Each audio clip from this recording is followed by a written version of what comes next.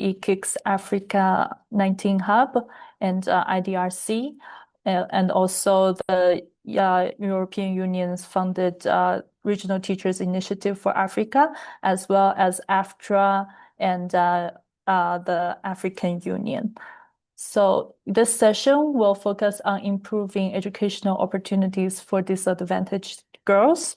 Before we go any further, a few housekeeping items. Interpretation is available for English, French, and Portuguese. So please choose the language you prefer. Secondly, recording and PowerPoint will be made available after the session, and you can have access to all the resources shared from the webinar. And lastly, we do have a Q&A session at the end of the session. So please, if you have any comments or questions, feel free to drop it in the chat or in the Q&A box, and we'll ask it during the session. So now, without further ado, please allow me to invite Mrs. Simone Yankee Ouattara, the acting coordinator of the African Union International Center for Girls and Women's Education in Africa, to give the opening remarks. Simone, the floor is yours. Thank you very much. Sorry. Let me correct. The coordinator, she's not acting anymore. Oh, great. Congratulations. So we can congratulate Simone. Yes. Yeah, thank you so much. This is a year ago now that I'm now the coordinator of the African Union Center for Girls and Women Education. Thank you very much for inviting me. I think that you have French interpretation, so my remarks will be in French. So I invite all of you to, for those who don't speak English, kindly use your headset, because I'm going to express myself in French. So, bonjour à tout le monde, monsieur le directeur, Dr. Woudon Quentin, distingués participants, merci à tous de vous joindre à cette réunion. Sans tout protocole observé. C'est un réel, j'espère qu'on me voit très bien. I don't know if my camera is on. Very good. Donc, je disais que c'était un réel plaisir pour moi de prendre la parole aujourd'hui au nom du Centre international de l'Union africaine pour l'éducation des filles et des femmes, qu'on appelle communément UACFA, à l'occasion de ce webinaire-là qui est consacré à l'amélioration à l'amélioration des opportunités éducatives pour les filles défavorisées. Permettez-moi d'abord d'exprimer ma sincère gratitude, une fois de plus, à l'UNESCO ICBA, qui est un partenaire clé pour l'UACFA, ainsi que bien sûr à tous les partenaires qui ont contribué à l'organisation de cette importante rencontre. Et cette initiative témoigne bien sûr de notre engagement commun à faire de l'éducation un véritable levier de transformation sociale et de développement durable. Mesdames et messieurs, je voudrais commencer par une réflexion personnelle. Quand j'ai vu le titre de cette rencontre, j'ai eu un peu mal au cœur, surtout pour l'expression « fille défavorisée ». Et c'est toujours difficile à entendre cette expression. C'est difficile à l'entendre parce que ces filles défavorisées dont nous parlons, elles vivent pourtant dans des pays où de nombreux cadres législatifs et politiques ont été adoptés, ont été ratifiés, et cela pour garantir le droit à l'éducation. Alors, dans ce cas, pourquoi on continue d'avoir des filles qui sont défavorisées?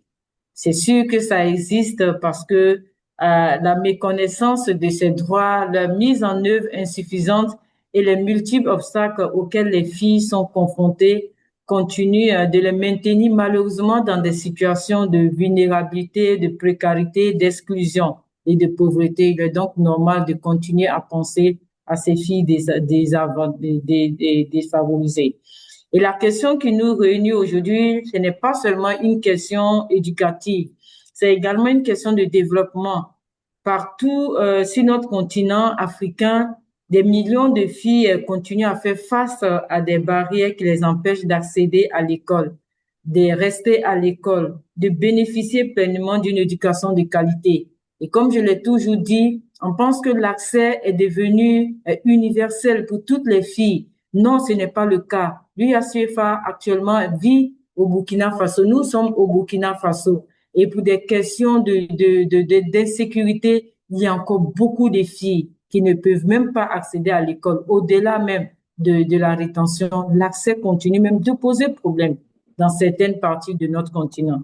Et ces défis sont encore plus importants pour les filles qui vivent, comme je le disais tout à l'heure, dans les zones rurales, mais dans les contextes de conflits et d'insécurité et dans les camps de réfugiés, dans les communautés marginalisées. Et malgré ces difficultés économiques, politiques et sociales que connaissent les nombreux pays africains, nous constatons qu'il y a quand même des progrès qui sont faits, qu'il ne faut pas négliger, qu'il faut partager.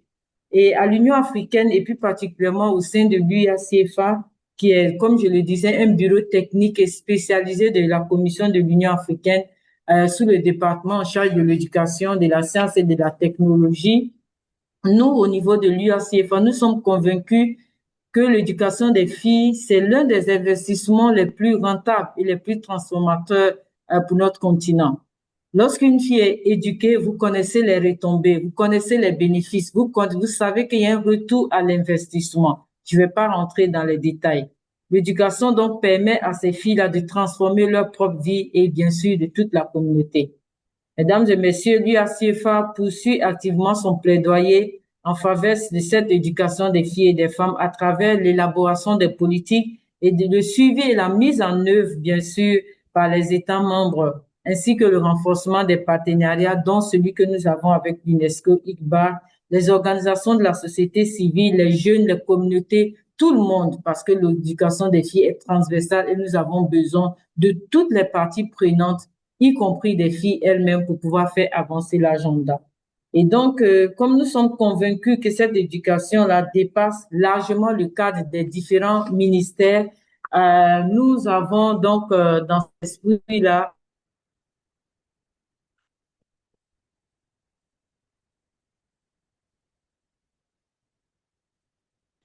projet. En anglais, c'est Pan-African Conference on Girls and Women Education. Et la deuxième édition vient à peine de se terminer au Burundi, à Bujumbura, et je pense que certainement parmi vous, certains y étaient.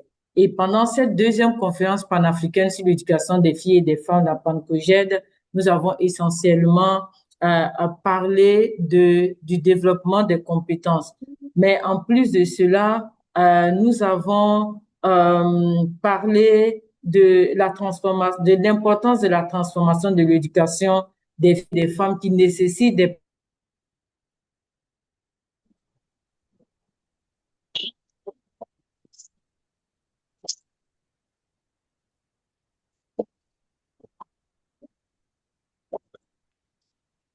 avons eu pendant la PANCOGED, nous avons parlé du renforcement des réformes législatives et politiques qui va favoriser la réintégration scolaire et l'éducation des filles, parce que vous savez que la réintégration continue de poser des problèmes malgré l'existence de politiques éducatives en la matière. La mise en œuvre effective d'une éducation sensible, surtout le numérique, on a vraiment abordé l'importance du numérique et l'élargissement des opportunités dans tout ce qu'on appelle les STEM, les STIAM, en faveur des filles. Et puis, bien sûr, le développement des mécanismes innovants. Nous avons surtout parlé du suivi, du mécanisme de suivi, d'évaluation et de la redevabilité, parce que vous savez que ça n'existe pas jusqu'à présent. Et donc, c'est une des recommandations fortes qui est ressortie de la PANCOGED, et d'avoir une femme chef d'État africaine qui va pilonner, qui va être le champion de l'Union africaine pour l'éducation des filles et des femmes. Donc, il y a eu beaucoup, la déclaration de Bujumbura est là, elle est disponible, mais au-delà de la déclaration, c'est comment faire pour mettre en œuvre toutes ces belles recommandations qui sont sorties de la déclaration de Bujumbura. Nous continuons de penser avec les autres, tous les autres partenaires, voilà, qui travaillent avec l'UACFA sur la mise en œuvre, le suivi de cette déclaration de Bujumbura. Sur ce, je voudrais vraiment remercier une fois de plus l'UNESCO ICBA qui a permis à l'UACFA d'être ici avec vous, et puis également de vous souhaiter vraiment de fructueuses discussion et je voudrais vous remercier. Thank you.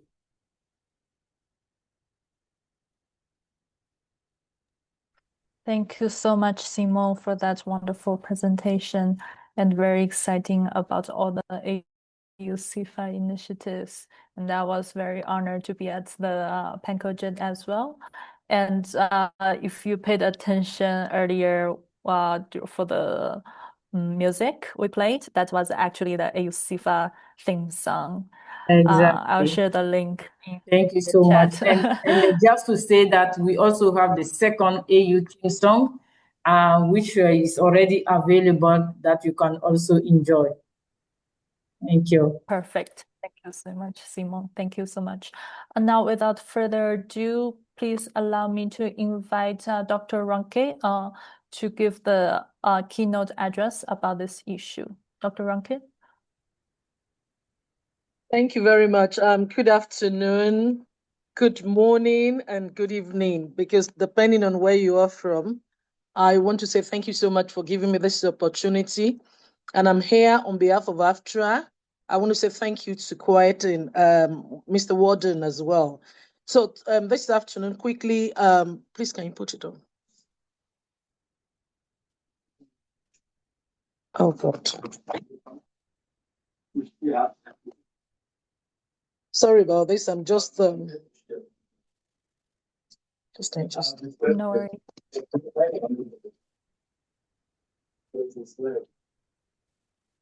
Have you been given the permission? Please, can you just help me give permission to Samson to share my slides, please? Okay. Oh, okay. Okay. Is that you? Okay. So quickly, I'll be talking on improving educational opportunities for disadvantaged girls. And the quote that comes here this afternoon is, "A nation cannot rise above the education of its girls. Every classroom that welcomes a girl today builds a stronger tomorrow." And that's something that TROCN believes in Nigeria. Quickly, next slide, please. Okay. So the other thing I want to quote is from UNESCO. According to UNESCO and the World Bank, it says girls' education drives inclusive economic growth by improving health outcomes, reducing poverty, increasing workforce participation, and strengthening communities. So we can see that we cannot afford to joke with the girl child. And the girl child is actually one of Nigerians' target this year. For under the renewed up agenda with the minister, you will see that we have 6 pillars. And the key pillar there is how to develop the girl child. Because on the just because I don't have enough time, I won't be able to go through everything very well. But you'll be able to see all the things on the slides, because I'm talking on behalf of Nigeria now. Millions of Nigerian girls, they remain out of school. And why is that? They're from a lot of them are from the rural community, affected by conflicts, and the low-income communities.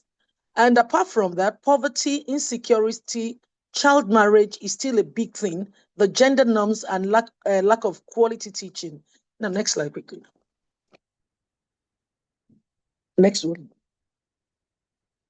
So where I'm going this afternoon is, when you look at teachers change the trajectory of lives.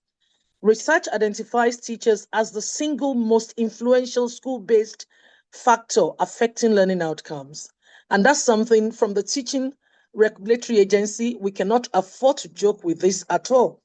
So number one thing we have told our teachers is we must be able to identify learners at risk of dropping out. We must be able to build safe and inclusive classroom for our girls. We must be able to challenge harmful gender stereotypes, because a lot of people believe that if you're a girl, there's a limit to where you can go, how you can actually go, how far you can go in life. And also to inspire confidence and ambition. We must be able to encourage the girls into STEM and innovation. The last but not the least is to support every learner according to her needs. Now let's go to the next, there's a slide there on call for action. Next one. No. The call for action. Yes. Call for action.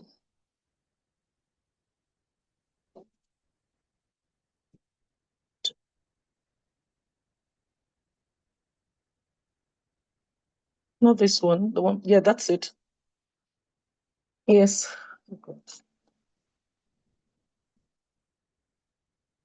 The call for action. Yeah, that one, please. Why are you changing it?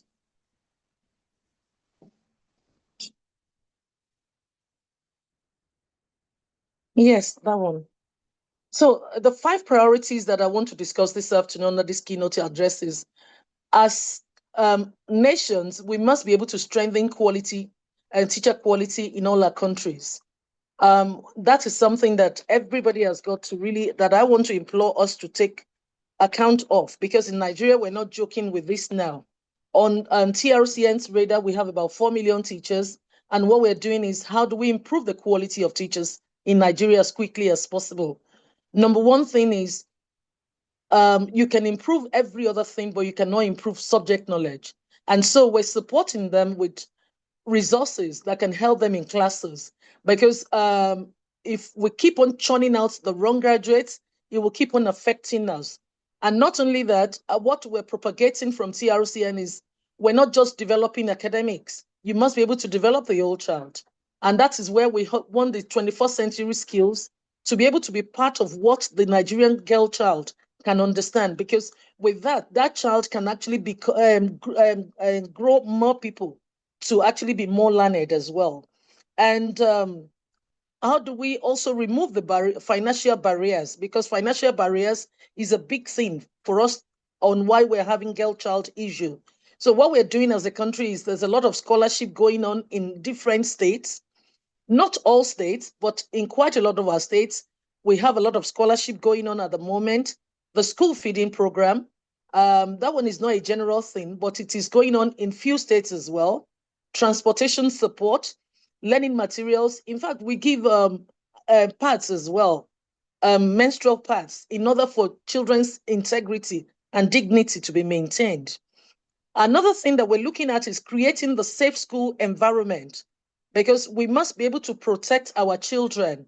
And under that, you will see that what TRCN has been doing is, safeguarding is a big thing now that every teacher has got to sit for, because we have learning resources online of what teachers can read. Not only that, when they read it, when they come for an exam, they need to be able to defend all this under safeguarding. And even under the MCPD, it is now very compulsory that everybody needs to understand what safeguarding is all about. We're about 95% there. Also, we're bringing out criminal record database, because you cannot be a pedophile and be going around schools. So because we want the girl child to really feel safe in their different schools. So another thing is expanding digital inclusion, because with this, it actually empowers the child more. It empowers all our teachers, and that's something that we're really working on. Ogun State at the moment has unique learning number, and that's something that also has just been launched in Nigeria as a whole. Every child has a unique PIN number. So if a child is not attending school, we can follow up on the child. If a child is actually being taken out of the country on a wrong purpose, we can monitor the child. And that's something that the unique PIN number is really helping us. And we're working on the out of school children so that we can see how these girls can be better supported. So that's something that is going on at the moment. And the use of digital literacy is very, very important, because now you cannot become a teacher in Nigeria without actually having good digital literacy skills.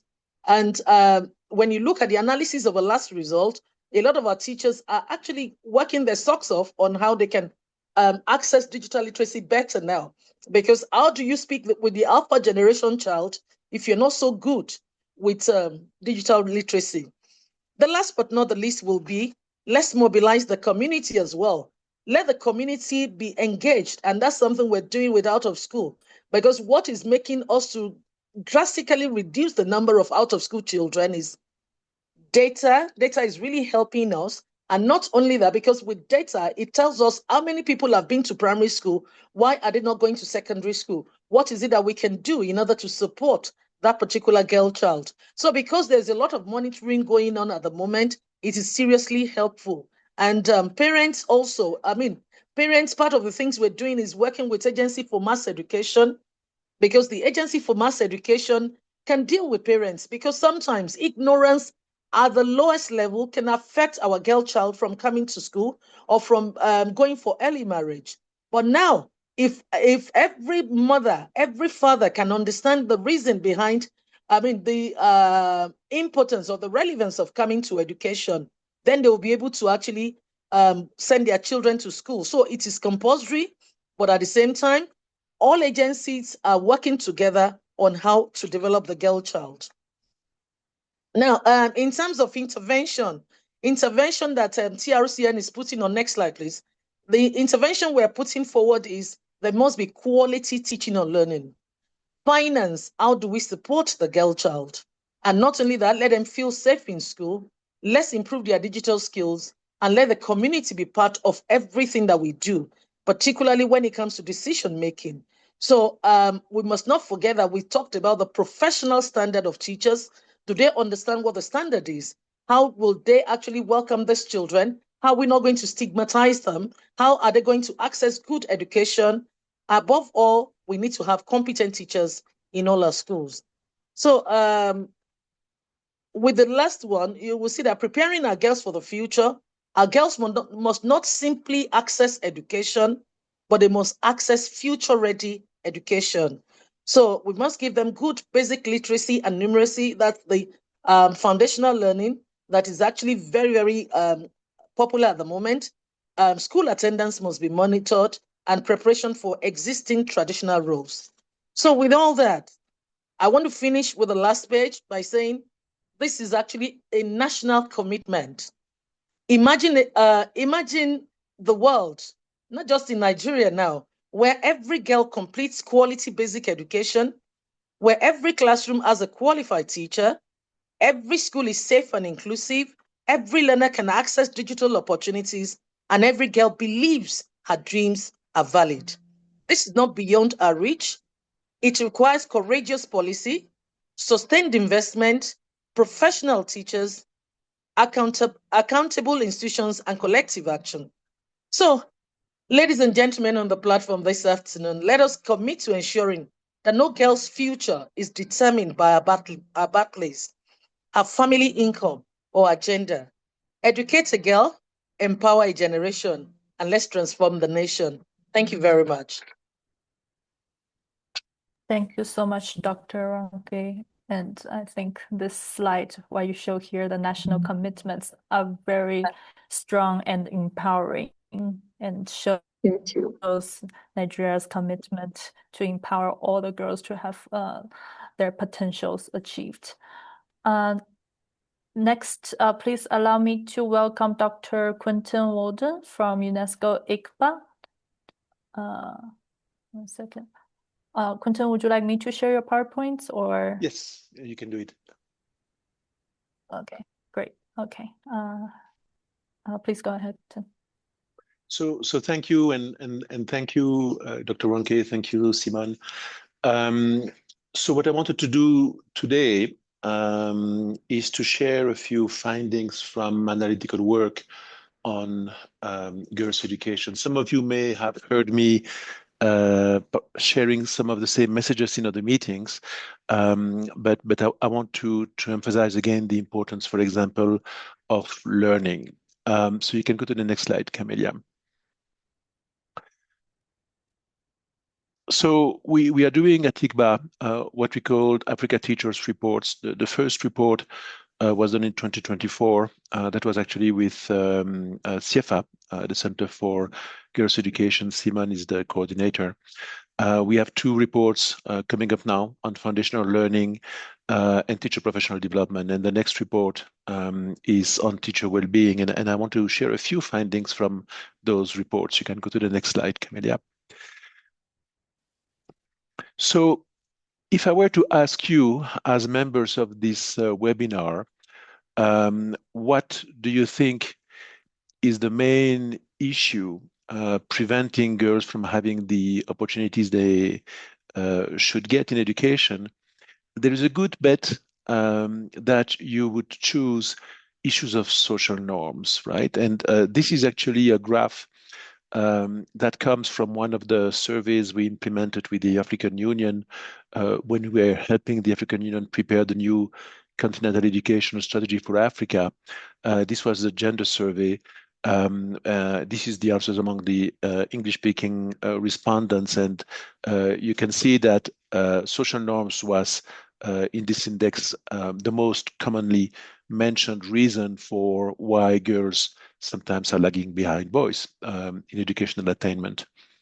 And you can also see on this graph that the reasons least mentioned for why girls are lagging behind or are not actually doing well enough more broadly was not learning enough to pass the examinations, right? And for schooling to be worth it for the parents to make the sacrifice sometimes they need to do to enroll girls.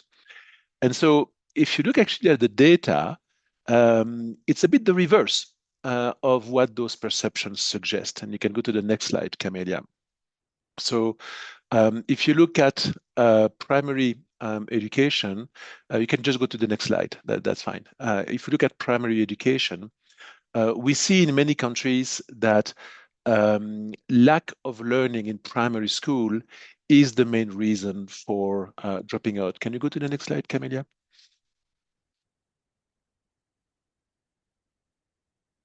I think there's a bit of a lag here, maybe on the screen. Camelia, is the thing stuck? Thank you. Right. So this is a survey for 10 countries in 1 year and 8 countries in the other years. No, I mean, now we have gone a bit too far ahead. If you can go back to primary, which is 2 slides before, what you can see is that when parents explain why girls and boys dropped out at the primary level, it is actually lack of learning that is the main reason. That was the previous slide, but on this slide, you can see that even at the lower secondary level, lack of learning is the main reason for dropping out. Now, at the lower secondary level and at the upper secondary level, especially social norms, issues of child marriage, issues of early pregnancies, and so on, or the fact that simply a girl is a girl. Sometimes those social norms or social contexts lead more girls to drop out.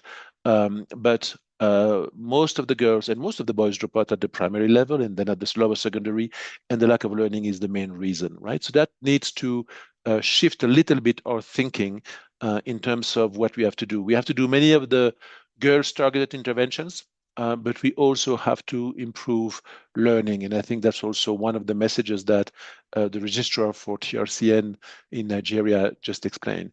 If you can go to 3 slides further now, I want to mention some of the interventions that can help to improve learning. And I also want to mention how learning is so important, even for the labor market. Camelia, this is not moving properly, so I'm not sure what I should do, whether I should share from my screen or whether there's another way to do this. I'll just continue to talk. That's okay. So if you look at the returns to education, actually, which was one of my other slides, you can see that the returns to completing primary education are very low, and that's in part because of the low quality.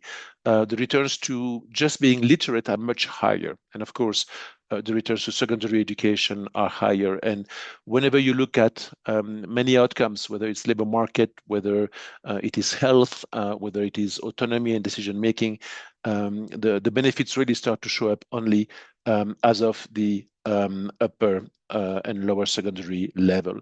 Now the slides have disappeared, so that's okay.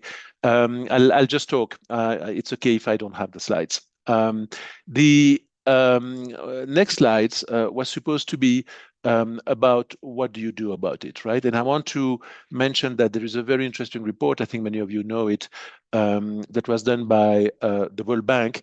Okay, sorry, my colleague here is coming, and maybe I'll share my slides.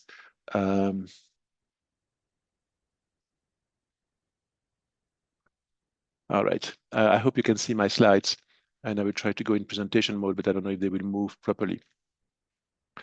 This very interesting report about what works to improve learning. Again, learning is the main reason why boys and girls drop out of school. And I just wanted to mention structured pedagogy as one example. You will get the slides, and that will also be in the report that we are going to share. Structured pedagogy is helping the teachers with scripted lessons. It doesn't mean taking away the autonomy of the teacher.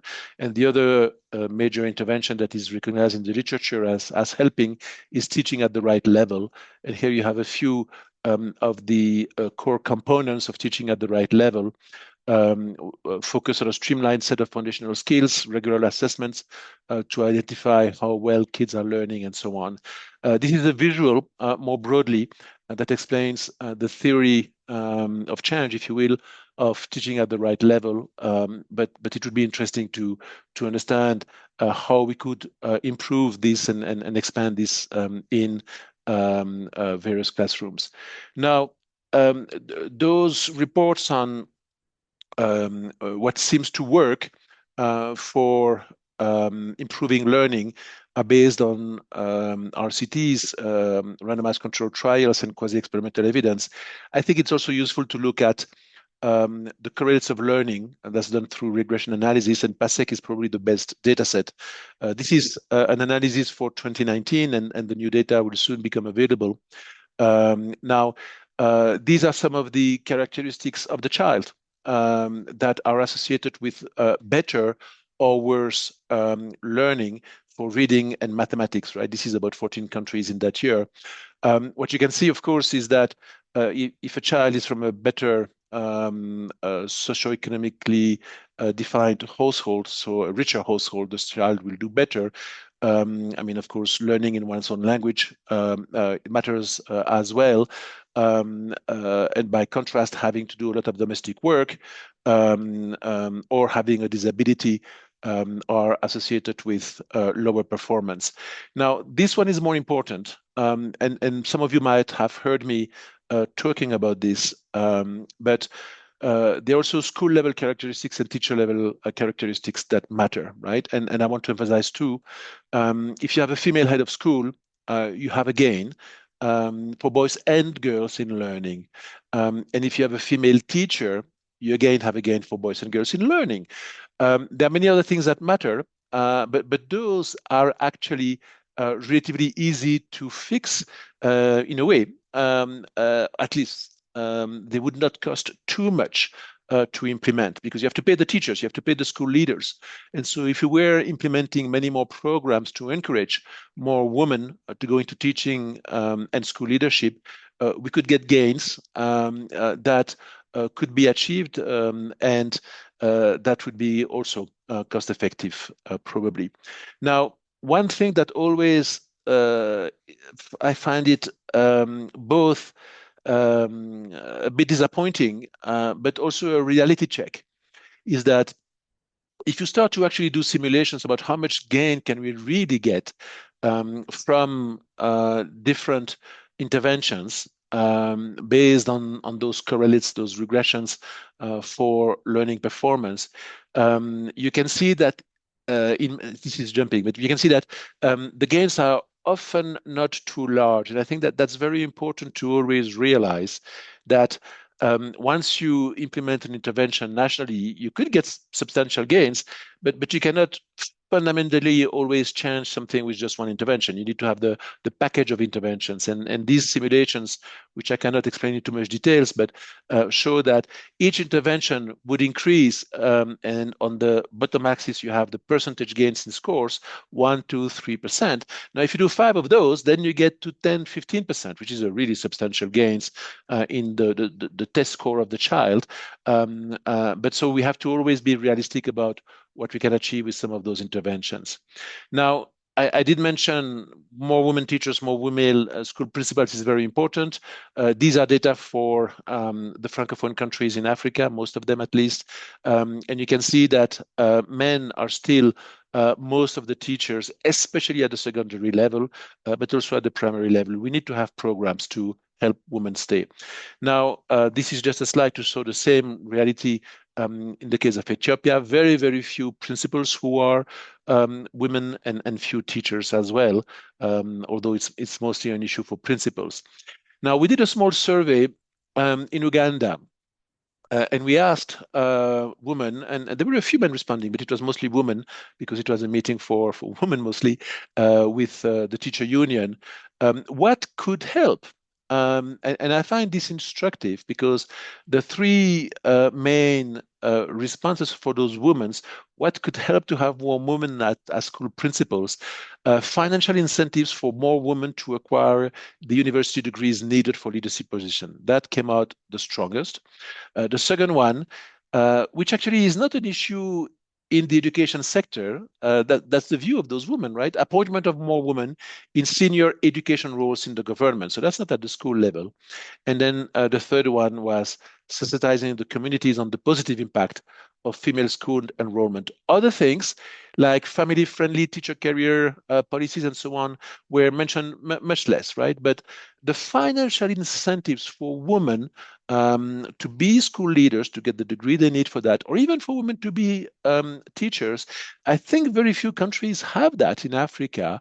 And the benefit to cost ratio of doing that at scale could be very, very large. Not only to improve learning, as we just saw, but also to serve as role models. And that could really help countries to do better. If in any of you is in a government unit and so on, and you want to think with us about how could such financial incentives be implemented, we are happy to discuss that with you and to help you look at how much that might cost and how much you might benefit from it. Now, the last 2 or 3 slides I have, and then I'm done, are about teacher perception of their job satisfactions. We are doing teacher well-being surveys across many countries. We have about 12 countries now where we have completed the data collection. The reports will come out very soon. This is actually for Nigeria, and I chose those because we had the registrar presenting just before. What you find is that actually many teachers are satisfied with their jobs, right? Even if they are not satisfied with their salaries. And you can see that in the bottom 2 statistics here. Teachers don't think they're well paid. Typically, they're not well paid. But they are still satisfied by their job. And when you ask them, why did you go into teaching? Why do you stay into teaching? They give you very interesting answers. Now, what we see in Nigeria in terms of satisfaction is that women tend to be more satisfied than men, right? And that's the 2 top statistics that you can see here towards the upper side of the slide. It's not always like that. It's not in every country, but in many countries it is like that. Women tend to stay longer as teachers. They are much less likely to take another job. And they are much less likely to be poor as teachers. There are reasons for that. So apart from the benefit of learning better for the kids, there are other benefits for a registrar or for a ministry. The teachers and the school leaders are likely to stay longer, which reduces the cost of turnover and all of that. Now, I'm not saying other things do not matter, but I wanted to emphasize those things because the case studies we have after this presentation are going to talk about gender responsive pedagogy, are going to talk about gender-related violence in school, and then also about specific program for girls. Those matter.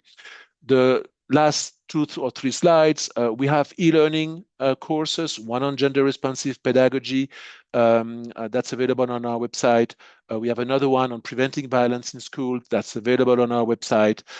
So don't hesitate to reach out to us and see if you could use those resources to train your teachers or for other purposes. And the last thing I want to say is that one of the 3 presentations that follow this, it's a program I love in Nigeria. Again, it's the Center for Girls Education. They are achieving amazing results, but let me not go in details here because they're going to speak in just a few minutes.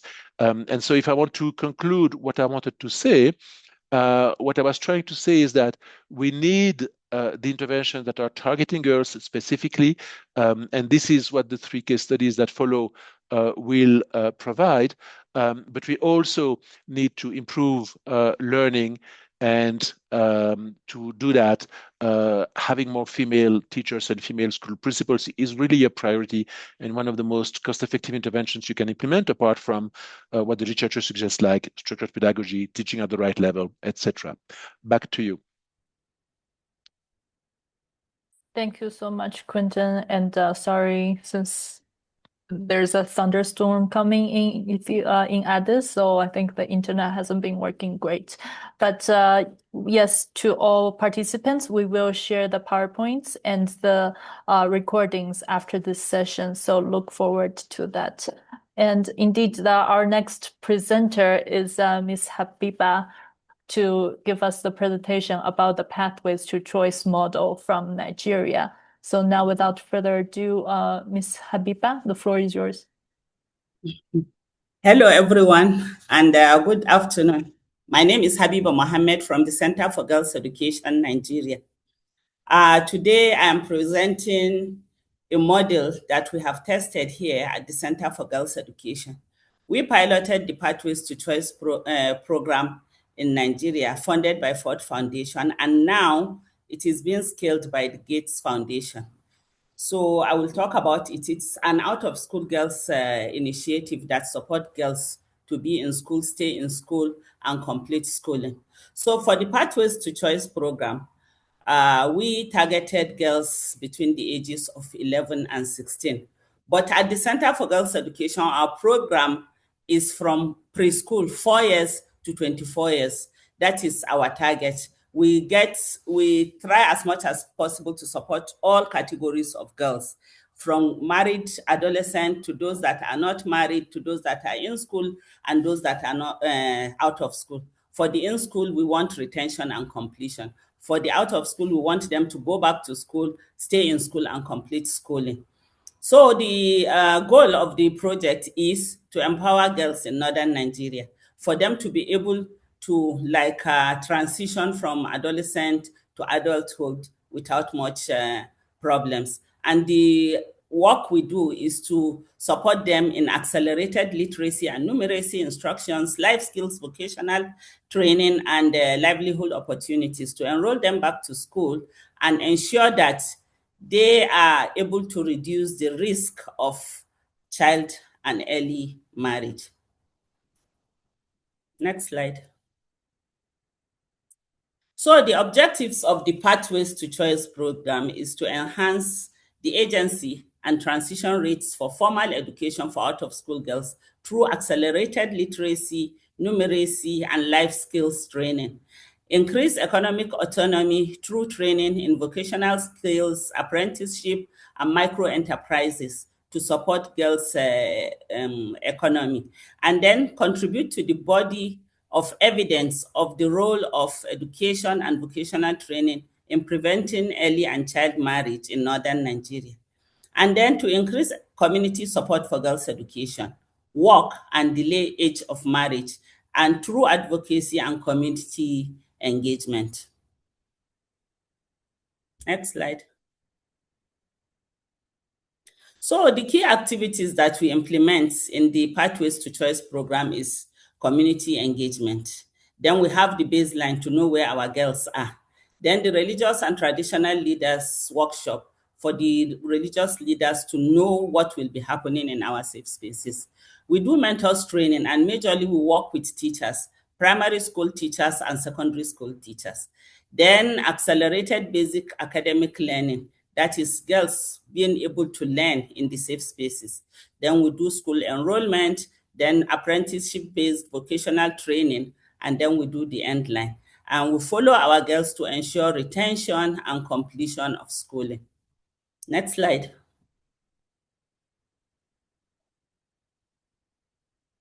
So for the engagement with government officials and traditional and religious leaders, we work with governments from the Ministry of Education to SUBEB to State Quality Assurance Board. We take everybody on board for them to understand the work that we do, and for them to be able to support us, because without their support, we will not be able to enroll back these children into school. So the government provide us with focal persons from the ministries or from the LGAs, and we work with them to ensure that after training our girls, we are able to return them back to school. Then we work with the traditional and religious leaders in ensuring that they understand the project that we are bringing into their communities. And what we do majorly is to ensure that this engagement is a partnership between us and the communities. The communities provide us with spaces where we implement our safe spaces in their community. And we provide all technical support to ensure that these girls that were returning back to school are able to learn to read and write and be able to transition into school and mingle with their peers.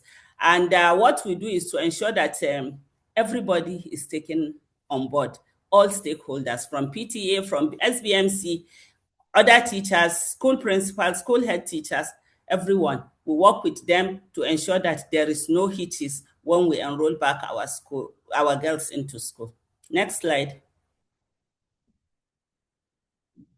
So for community engagements, we work with mothers and fathers. In northern Nigeria, when you want to engage with any child, the father has to give permission.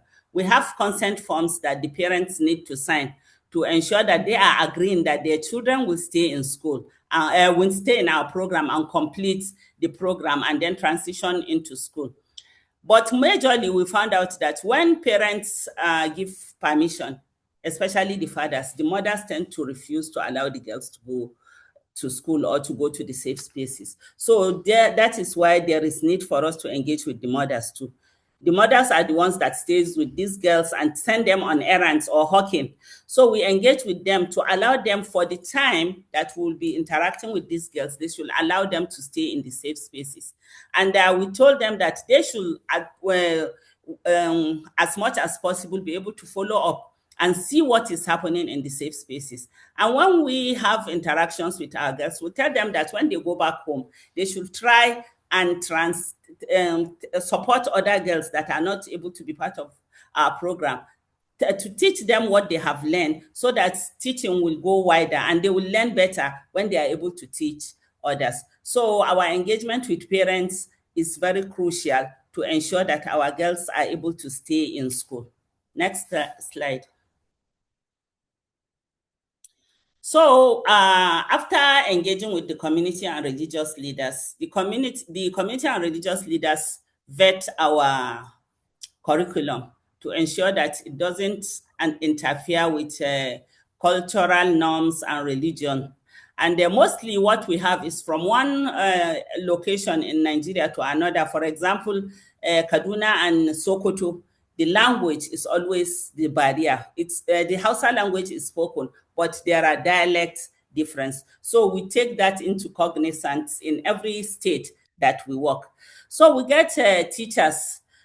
These teachers are mostly primary school teachers and secondary school teachers who we train to become mentors that will be able to support our girls in the safe space, so that the girls will be able to learn how to read and write, and to be able to learn different life skills. For example, a girl understanding that she has self-esteem, so that she can be able to negotiate with her parents or her husband that she wants to stay in school. So we train these teachers to understand that girls in our program are girls that need special attention.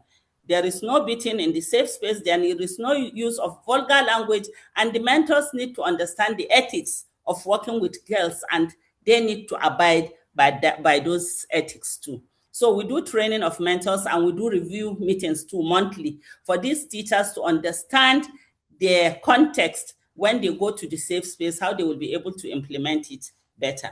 Next slide. I will want you to go to the next slide before this one. I think there was a mixed, yeah. Okay, then we create the safe spaces for girls. In these safe spaces, we have a maximum of 20 girls with a trained mentor. And what we do is for them to sit in a circle and for the mentor to ensure that she is able to take everybody along. We don't leave anybody along. And if we identified in a safe space that we have slow learners and fast learners, we try as much as possible to ensure that we group them into groups so that they will be able to learn. And some of the girls that are ahead of others, we try to ensure that we pair them with those that are low so that they will be able to learn from them too.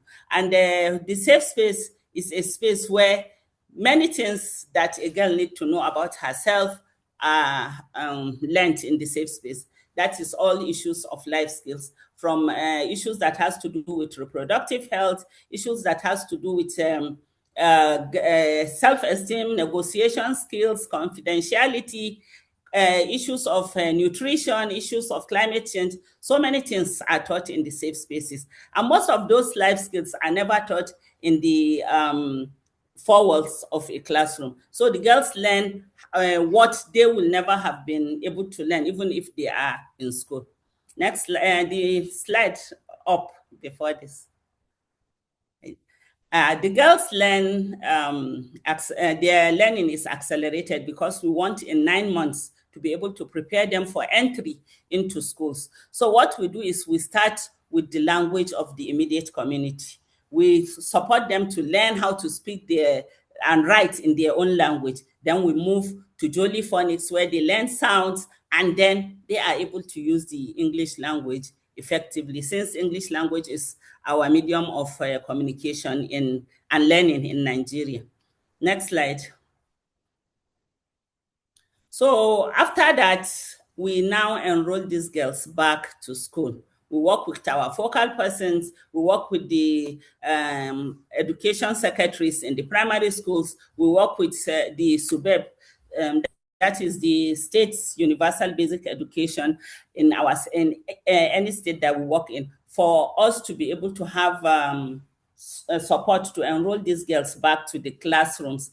And when they are in the classrooms, we continue with the safe space in the classroom for the second year. What we do is to ensure that these girls are able to cope with the class that they find themselves in.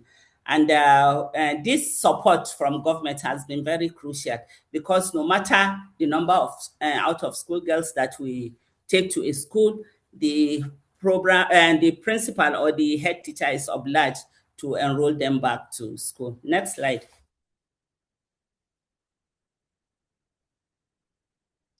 So during enrollment, we do baseline. We try as much as possible during entry to understand where these girls are. After the first baseline, we do mid-year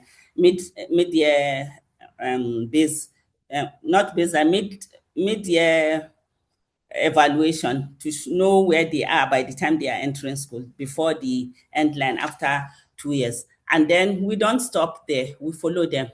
We ensure that these girls are able to be in the classes appropriate to their age and their grades. For example, in this picture, you can see that the girls in green are girls that we enroll back to school in primary school, and those in blue are those that enroll back to secondary school. So some of them, it's not that they have never been to school, they dropped out for so many reasons, just as we had from our previous presenter. So we try as much as possible to ensure that these girls are learning in school, because if they are not learning, there is always a possibility that they will leave school again. Next slide.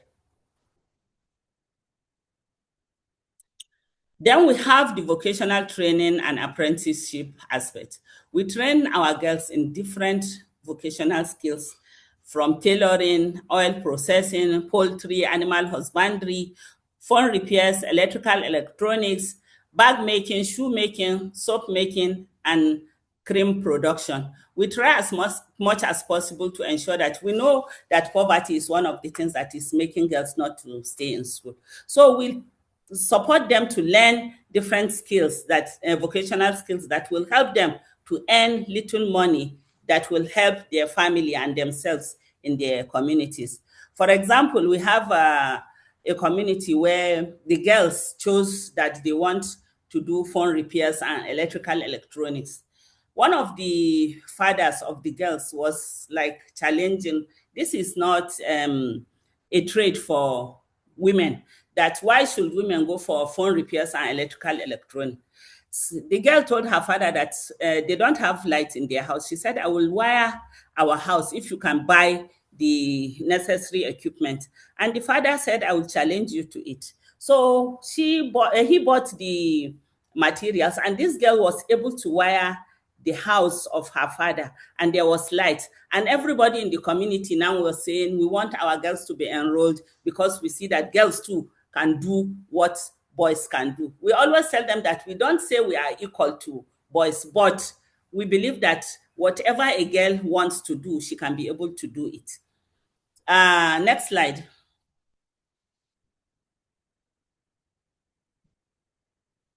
So for all what we do at the Center for Girls Education, it is always evidence-based.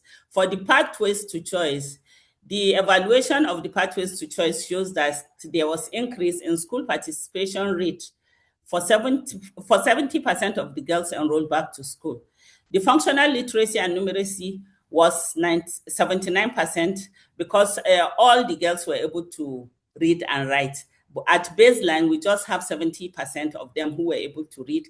But when we did midline and endline, by the endline, we have 79% being able to read and write.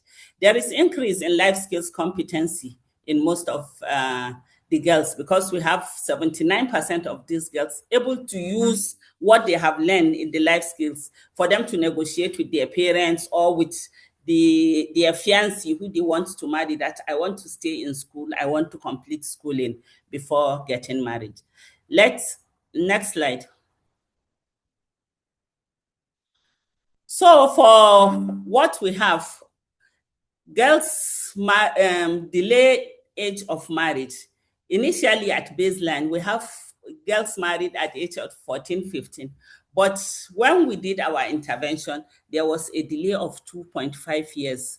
And so girls now get married at 17, 18, and so on. And during our first pilot, girls were 20 times more likely to graduate secondary school than girls in the control. When we did our survey, 4% of the control girls continued with schooling, and then 82% of these girls who were able to go through this intervention were able to graduate secondary school.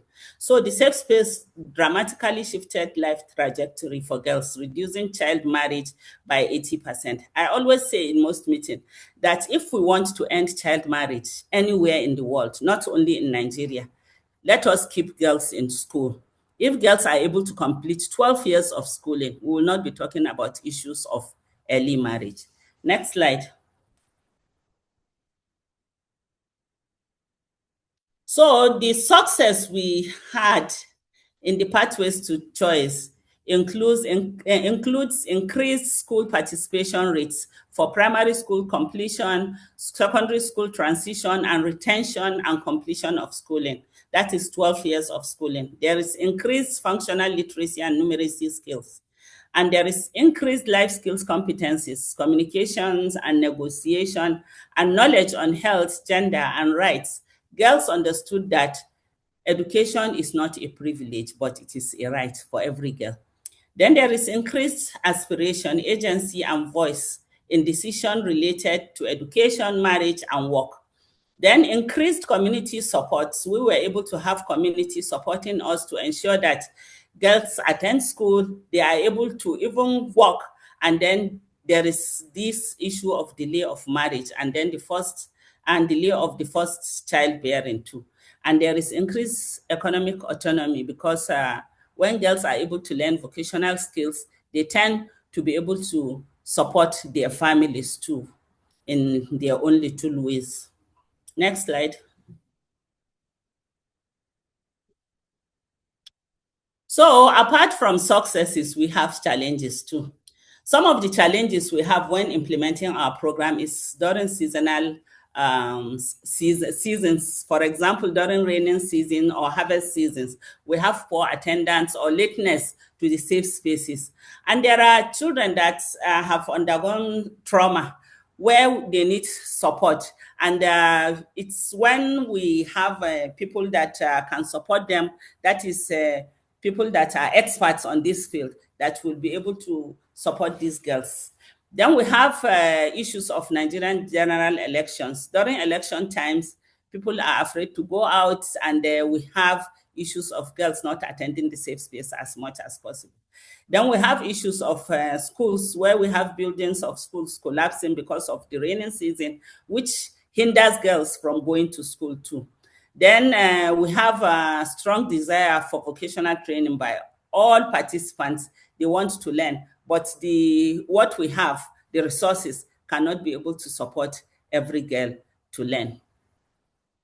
Next slide. Then before I end my presentation, I want to say that at the Center for Girls Education, whatever program, we have different programs that we implement, from preschool to married adolescent and to girls in STEM and the rest. So what we do find out is that if girls are not learning, parents don't allow them to continue schooling. We had an interview with a mother who had 2 children. She sent the first to school and refused to send the second. When she was asked why, she said, "I sent my first girl to school. For 6 years, she cannot read and write. I will not send the second one."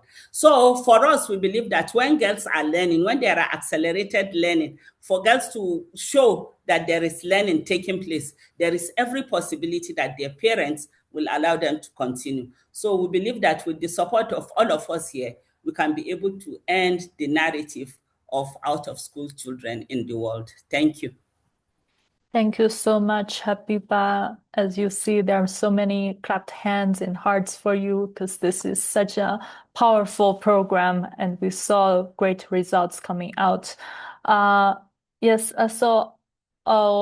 and indeed, quality learning, the quality of education is very important if we want to continue. It's not just about access, but also the quality.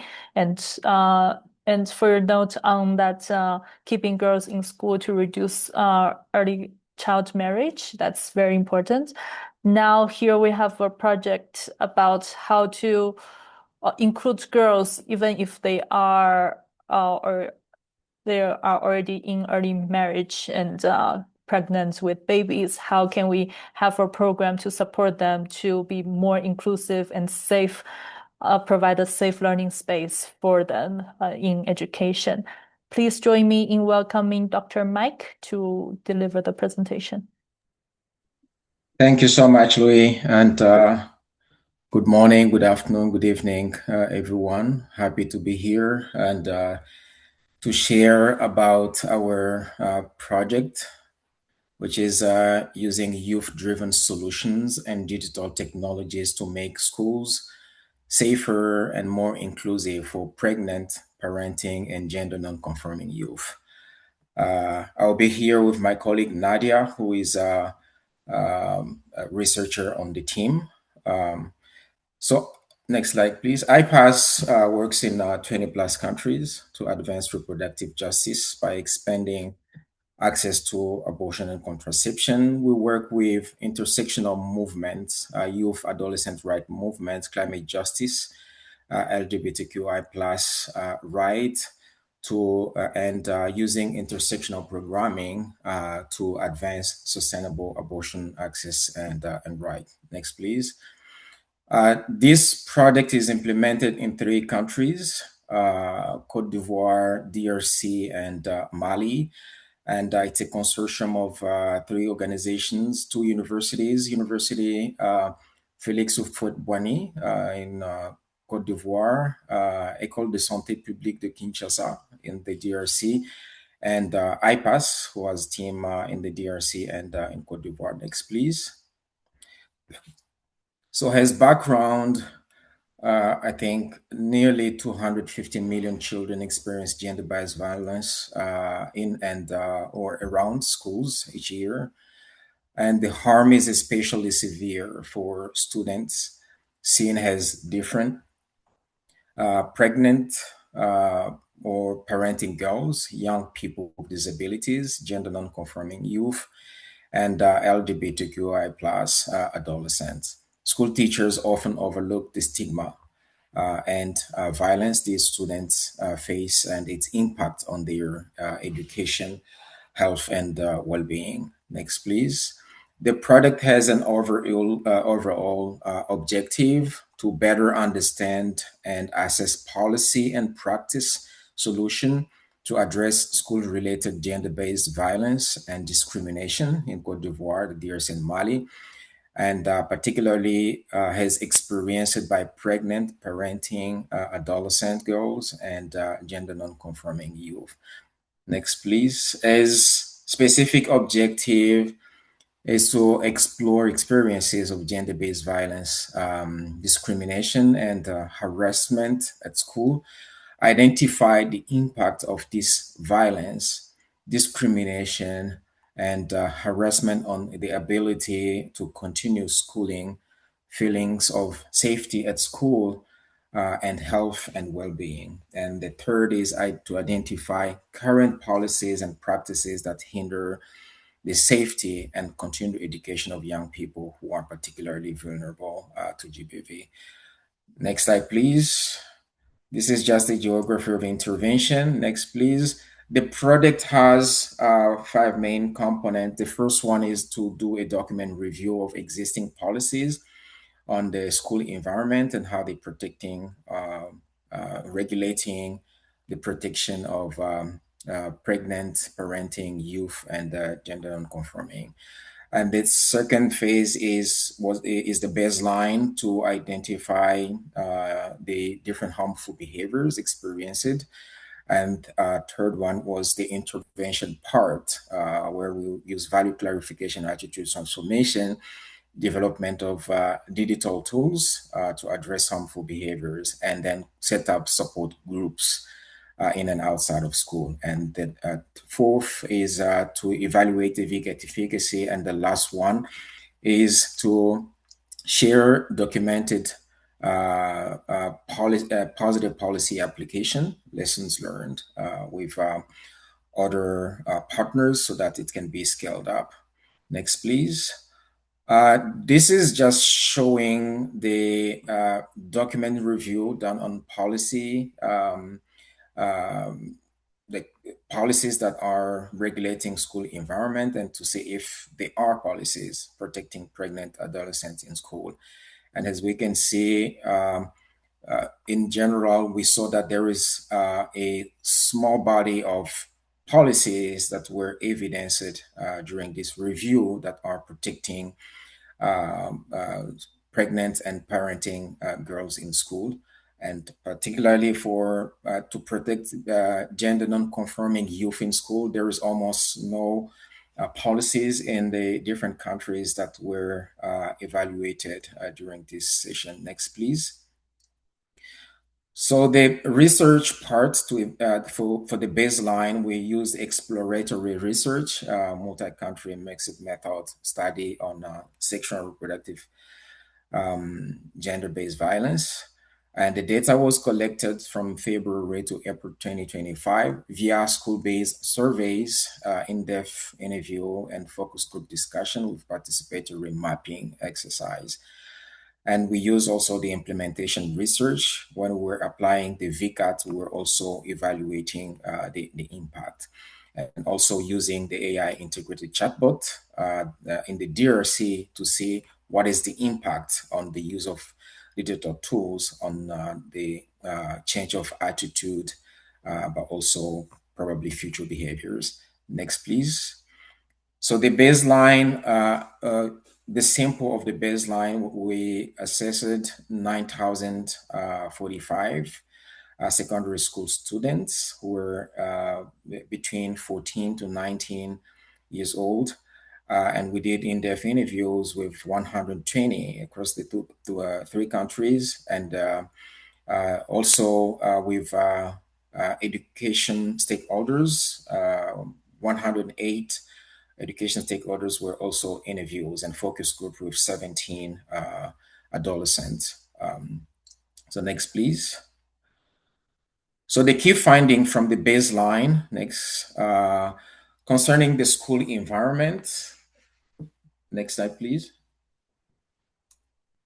Across countries, school environments are widely perceived as unsafe or only somewhat safe. 20% felt safe at school in Cote d'Ivoire, 45% felt safe in school in the DRC, and 64 in Mali. And violence, stigma, and discrimination are common and normalized, as we can see here with corporal punishments in the different countries. Perceived safety varies by student profile, with pregnant girls, students with disability, and gender non-conforming youth feeling significantly less safe. Weak or absent prevention and response mechanisms limit schools' ability to address violence effectively. Next, please.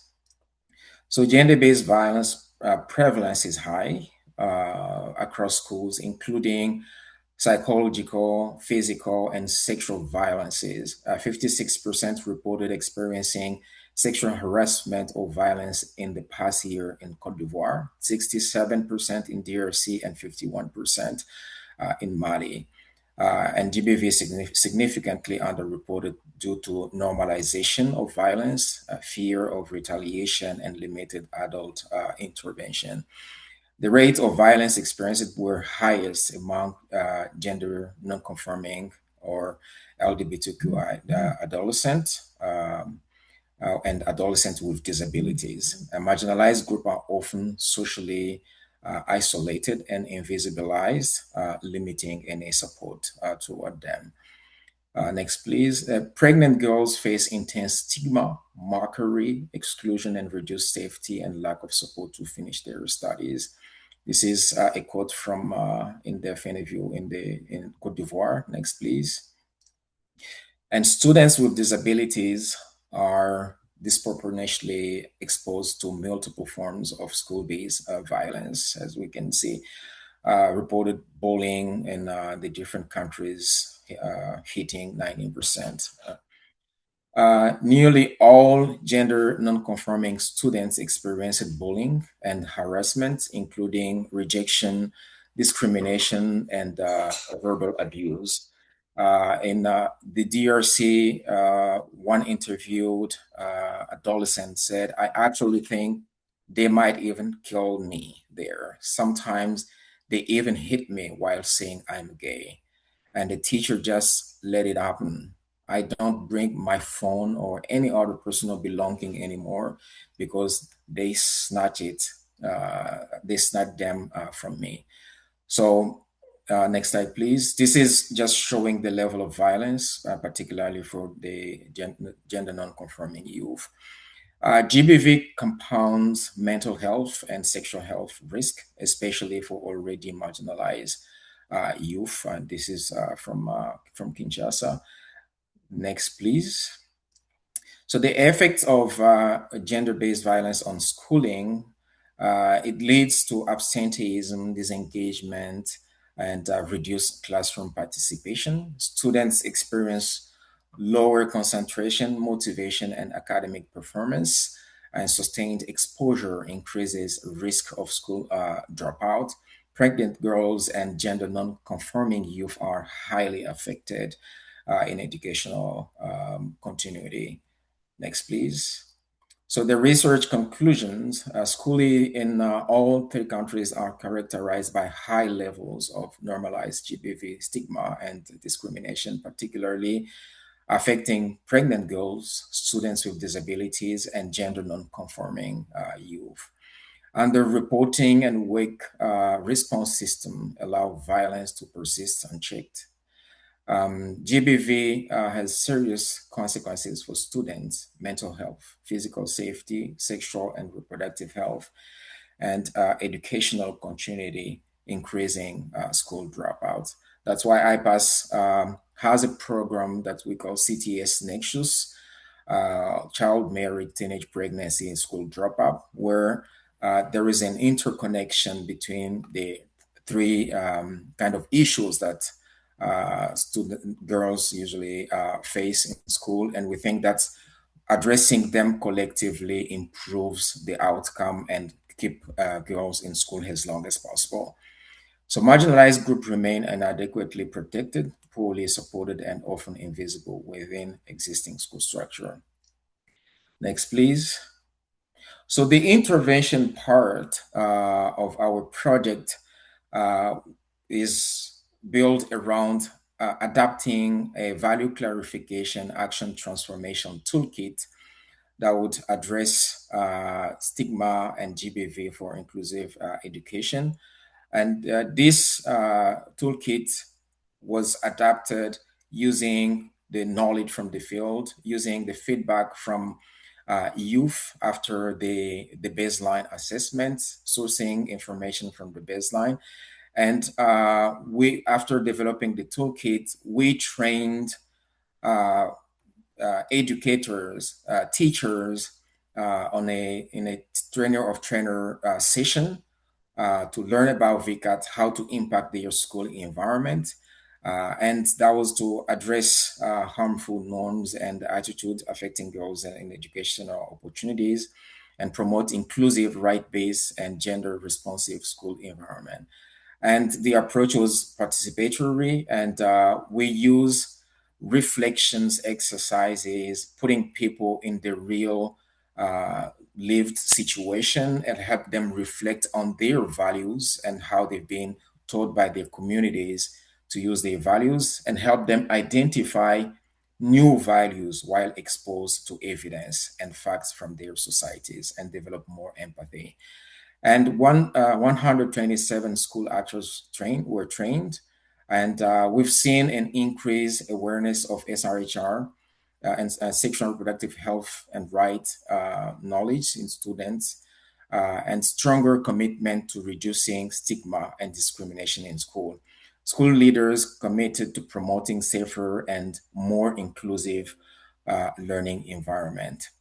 So we're expecting more supportive educational environments for disadvantaged girls and improved institutional readiness to address exclusion, stigma, and gender inequalities. The second intervention was to develop a digital technology, a chatbot. And this chatbot was developed in the DRC, which is a WhatsApp-based chatbot to improve access to information among vulnerable adolescents. IPAS integrated a chatbot digital learning solution into school awareness activities. The chatbot offers on-demand information on comprehensive sexuality education, gender-based violence prevention, students' rights, and referral services through a confidential and interactive platform.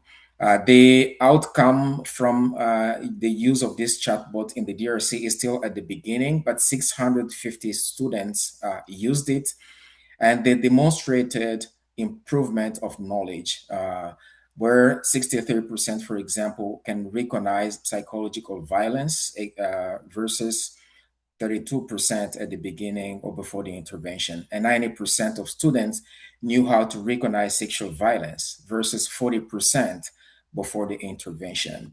And also 78% of students now can know the hotline number and how to use it versus 11.5% before the intervention. So we can see the progress of using the chatbot as a source of information for students. Next, please. So as a recommendation for creating safer and more inclusive school environment, we recommend institutionalizing school-level GBV prevention and response by establishing clear reporting mechanisms, survivor-centered referral pathways, and accountability framework within schools' governance structure.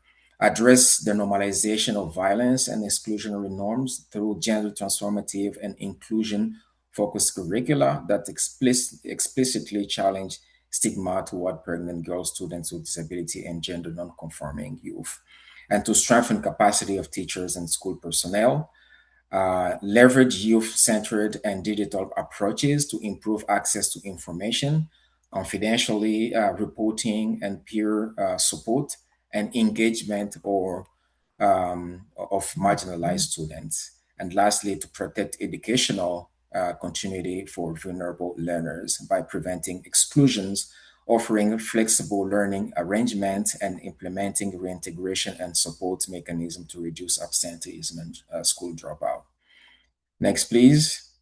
Recommendation to schools is to guarantee readmission after delivery for those adolescents who were pregnant, no formal or informal exclusion during pregnancy, flexible catch-up home-based or online options for continuous education, and protection from mockery by peers and staff. And for families and communities, the parents should speak openly with their children about these violences, how to recognize it, but also how to prevent. Avoid fear withdrawal as a punishment, sensitization on girls' rights to education, child care support, vocational training for adolescent mothers, and actively disseminate existing legal protections for governments, and fee relief and bursaries for pregnant parenting girls, and anti-discrimination training and obligations for school staff, and comprehensive sexual education in schools. Next, please. So this is next slide, please.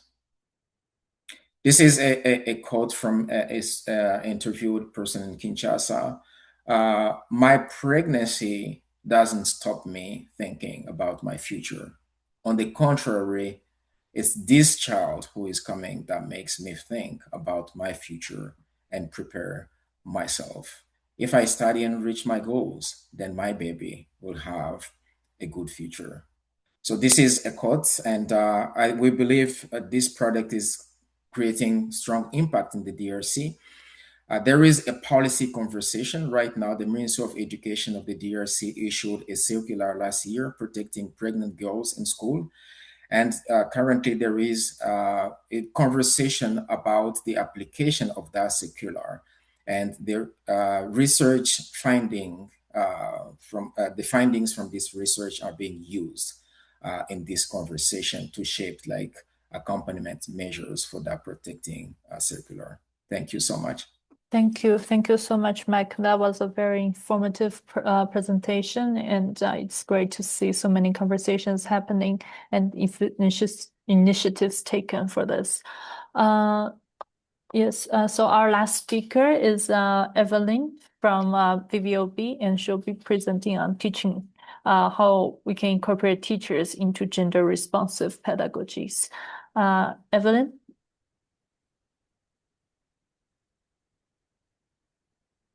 Evelyn, Okay. Okay. Yes. I hope you can hear me now. Yes, please. Yes. Thank you so much for the opportunity to share the work we are doing at VVOB, focusing on teacher professional development for gender-responsive pedagogy. My name is Evelyn Nyongesa, the gender technical lead at VVOB. Next slide, please. So in this next slide, in this presentation, we just wanted to go back to the commitments that countries have made towards SDG 4 to ensure equitable, inclusive, and quality education, focusing also on lifelong learning. And we see that we have made very limited progress, much as we are enrolling girls and boys in school, and we are almost achieving or already achieved gender parity, but that is not enough to measure success in education. So next slide, please. Yeah, so we conducted a literature review, a rapid literature review to understand the importance of gender-responsive pedagogy in education, especially focusing on teachers. So we wanted to understand the extent to which gender-responsive pedagogy is implemented, and how we can design successful or effective teacher professional development programs for gender-responsive pedagogy, but also understanding the contextual factors that either enable or challenge effective teacher professional development for gender-responsive pedagogy. So we noted that the school system is still a dominant source of gender bias and stereotyping, that the school is just a reflection of what happens in the community. So the inequalities within the communities where girls, and especially those who are disadvantaged, continue also to be disadvantaged in the school community. And that also speaks to the systemic gender inequity in sub-Saharan Africa. And so we have good policies in education speaking to gender equity, gender equality, but the practice really remains a challenge. So we wanted to see how do we bridge that gap between policy and practice.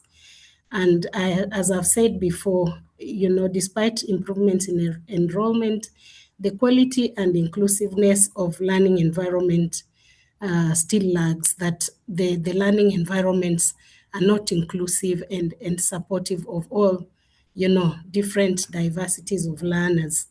And also for most parents, and related to social and gender norms, parents still feel that giving the girl child opportunity to go to school is a waste of resources, especially in families which are economically disadvantaged. So next slide, please. Yeah, so those are the contextual factors that we thought about. And now when we talked about, we thought of the teacher, because basically the teacher is also the most important factor who is driving learning. And it's also important to understand the context in which they work. We heard from Dr. Wardon that teacher satisfaction levels are good, but we acknowledge that they work under difficult conditions, that they are working in crowded classrooms with limited resources and materials. And most of these materials will also be not gender responsive, and the opportunities also for professional development are limited for teachers. So therefore, we talk about low rates of professional well-being, where teachers recognize that, yes, it's important to talk about gender equality, to include that in their pedagogy, but they lack the skills. And therefore, the importance of focusing on teacher professional development in gender-responsive pedagogy is important. And lastly, also to recognize that there's a massive shortage of teachers across the region. So therefore, managing of how do we keep the class sizes not too big without putting too much pressure on existing teachers in the region. So basically, this paints a difficult picture for teachers in classrooms, but at the same time, we must commit to say that learners deserve the best from the teachers. And so in the next slide, we'll just discuss a bit more about our findings in terms of what is working. So the findings reveal that gender-responsive pedagogy, when it is effectively implemented, it creates inclusive environment where all girls, all students, and especially girls, can flourish academically, socially, and emotionally. As we heard from the different panelists, we had different cases of exclusion, of discrimination based maybe on disability, learning differences, and even socioeconomic background. So all these are sources of exclusion. But if we can equip teachers to use gender-responsive pedagogy, then they're able to create more inclusive classrooms where all learners, regardless of their differences, feel welcome and have equal opportunity to participate effectively. And we also saw from countries such as Ghana, Rwanda, Malawi, and Senegal that some of them already started by integrating gender-responsive pedagogy in the initial teacher training, so that as teachers are developing their professional identity, then this is part and parcel of their competencies as part of the pedagogies that they use in class, that they're already aware of the different gender dynamics in class and how they can effectively maneuver to ensure that all learners are able to participate and achieve in class. Next slide, please. Yeah, so we looked at the key theories and competencies which underpin effective teacher professional development. And I will not talk a bit about the theories, but focus more on the competencies and practices that support effective implementation of gender-responsive pedagogy. And as I said before, we note that teachers have limited understanding of gender and its application in class. But if we give them enough or adequate gender-responsive pedagogy training, whether male or female teachers, they're able to effectively teach even where the learning resources or materials and curricula are not so gender-responsive. So it is important for them to have this skill. Next slide, please. So looking at the key competencies or practices that teachers should develop, we looked at gender awareness. For instance, as we heard from the different presenters, that students come in class not as a homogeneous group, but they are diverse and different, facing different situations. And some of these situations are related to the gender norms or roles they play in society, in their communities, or back at home in the family. So we would find a girl who, for example, when she goes back home from school, has a lot of cause to attend to. And so this girl is not able to effectively maybe do her homework, or even in terms of learners who are coming from disadvantaged families, they come to class with a lot of burdens. For example, this learner has not had a meal, or they have nowhere to sleep, they have been displaced, or maybe they don't have access to menstrual hygiene products. So they come to class, in a survival mode. And essentially, as Madam Yankee was saying, that education should equip learners for social transformation, to equip them with the skills that when they go out there, they're able to transform society. But when such learners come to school, they are thinking about, so where do I get the next meal? How am I going to come to school tomorrow? So, it really limits their life chances. And so when a teacher is in class, they should always bear in mind that these are the circumstances under which learners are coming to class. So it's not just about boys and girls, but there are other intersecting diversities and vulnerabilities which will affect how they perform, how they show up in class, and how do they as teachers keep that dream alive to inspire these learners to be able to know that, yes, you can aspire beyond, if your parent was a farmer, your mother was a farmer, or your father is a skilled tradesman, you can be something different. So not limiting their aspirations to gender roles that they see, the traditional roles they see in society, as Madam Ronke was saying, but really to open up their minds to see a difference. And that will come through the teacher taking that time to understand their learners in a deep way. We also talk about critical reflection. So the teacher needs to be given skills to reflect on the different ways the learners are presenting in school, but also on their unconscious bias, that they are deeply aware that they may have specific biases that may affect how they are treating different learners. So therefore, critical reflection on societal expectations, on their own biases, and what they expect of learners, or the language they are using towards learners. So that critical reflection is going to really improve, foster a mentality, an attitude shift, a mentality of continuous improvement, even in learning, and focusing more on vulnerable learners and how best they can be supported. We also have gender-responsive planning and classroom organization, that the teacher is able to notice that vulnerable girls will be almost invisible. They don't have a voice in class. They carry a lot of shame with them. So how does the teacher organize the different activities in class? How does the teacher arrange classrooms so that they feel part and parcel of the classroom and are able to participate. So this is also very important, that the teacher will go beyond arranging the desks in the class to say, okay, let's have the girls in the front row and the boys in the back row, but continuously interrogate and look out for those students who are not visible. So why are they not speaking? How come?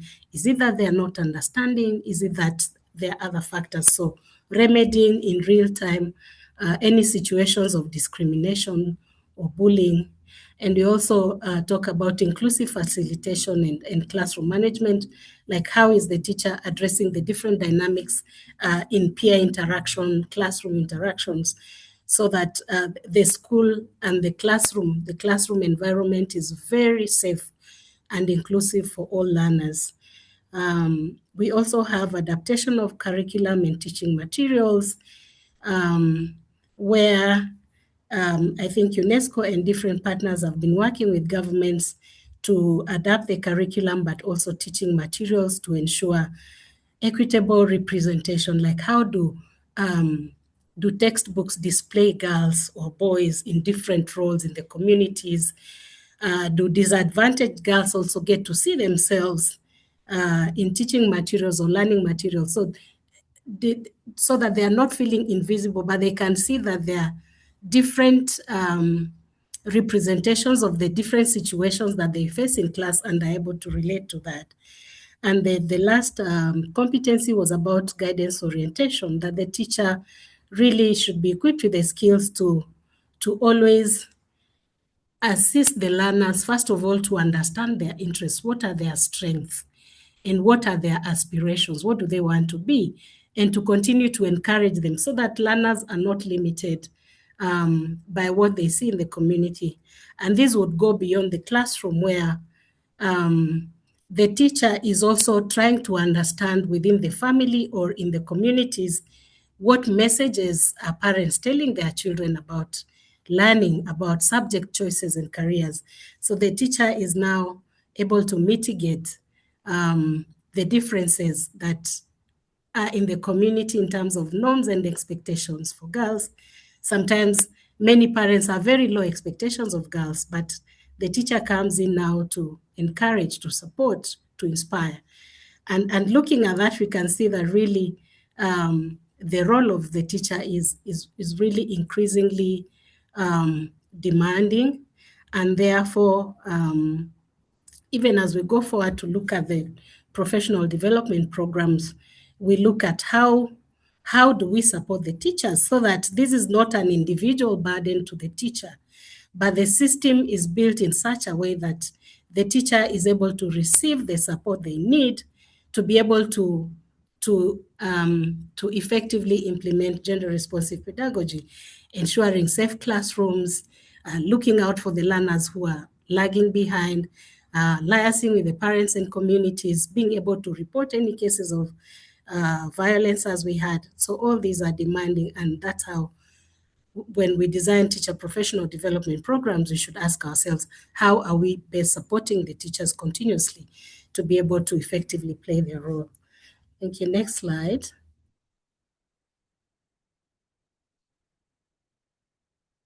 Yes. So just as I've already spoken to this before, we learned from our research that teacher professional development, when we talk about teacher professional development for gender responsive pedagogy, that it should take a holistic approach, looking at the different aspects of teacher professional development, not just the gender responsive pedagogy aspect of it alone, but is it looking at, for example, teacher well-being, their mental health? Does it give them space also to talk about their aspirations or motivations and the support they need? So we saw that approaches that focus on understanding their views, their values, and the skills that they have will have more impact than programs that are just diving straight into that particular content of the subject area without looking at the teacher holistically. Yeah, next slide, please. So the next question, we wanted to see which kind of models for teacher professional development have demonstrated effectiveness and scalability and their key design features. So in this, we wanted to see which models have shown promising results. And we saw that integration of gender-responsive pedagogy into pre-service education is a strong plus, that we should not wait for teachers to come into teaching and in order for them to have access to training on gender-responsive pedagogy, but this should be embedded in their initial teacher training. And we have some strong evidence from Ghana on that. We also saw that continuous professional development should happen within schools, that is school-based, because then it allows the teacher to have access to professional development or support within the context in which they work. And because this also makes it more practical, that if it is school-based, then they're able to collaborate with their peers. They're also able to get the support from the school leadership, and also that not much time is spent to go outside or away from school to get that kind of training. We also talked about coaching and mentorship programs where personalized feedback and observation helps to build the confidence of the teachers in implementing, iterating and improving on their practice in class, but also thematic and content-specific packages based on the needs of the teachers. For example, we have seen that for programs in early childhood education, where we also implement gender-responsive pedagogy, the teachers will need a different skill set than those in primary school, and therefore looking at the thematic content and also adding that to gender-responsive pedagogy training. Next slide, Evelyn, please. sorry, can you wrap up in 2 minutes so we have at least a little bit time for Q&A? And I encourage the speakers to answer questions in the Q&A by chat if possible as well. Yeah. So let's go to the next slide, please. Next slide, please. So we already talked about the implications for improving for teacher professional development on gender-responsive pedagogy, that gender-responsive pedagogy will be critical in helping the teacher to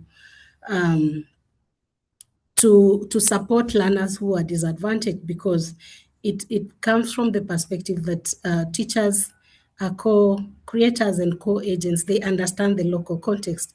So if they are given opportunity, that we should not already design programs for them, but based on their context, allow them to co-design and come up with realistic approaches for their schools.